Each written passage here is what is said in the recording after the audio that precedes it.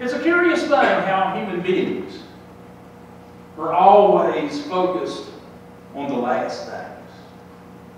It's kind of like those people. How many of y'all read a book, and as you start the book, you read to the end so you see how it's going to end before you get to the beginning? Anybody done that before? Well, that's the way it is. People that are so focused on the last things are kind of like they want to read the end of the book.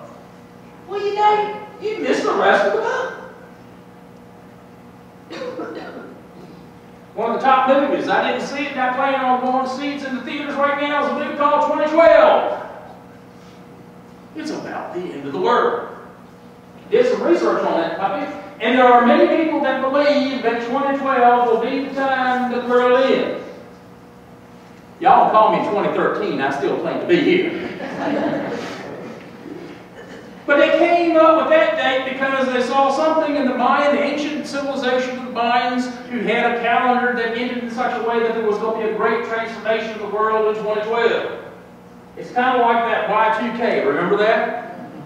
We're still here, aren't we? Now you might be asking, well, preacher, on the first Sunday of Advent, why are we talking about the end of time?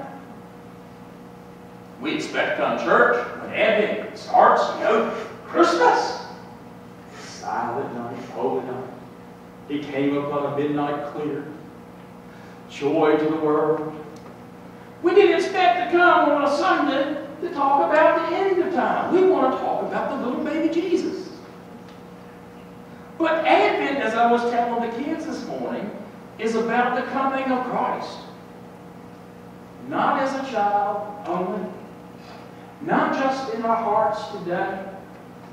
But this is the only season of the year, and especially on the first Sunday of Advent, where the church stops for a moment and affirms the belief.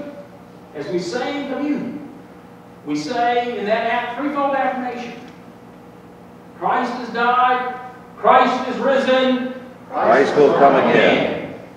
This is the season of the year when we do that. It's kind of more, if y'all remember the old, when Santa Claus comes to town. Remember that one? This Sunday is kind of like that.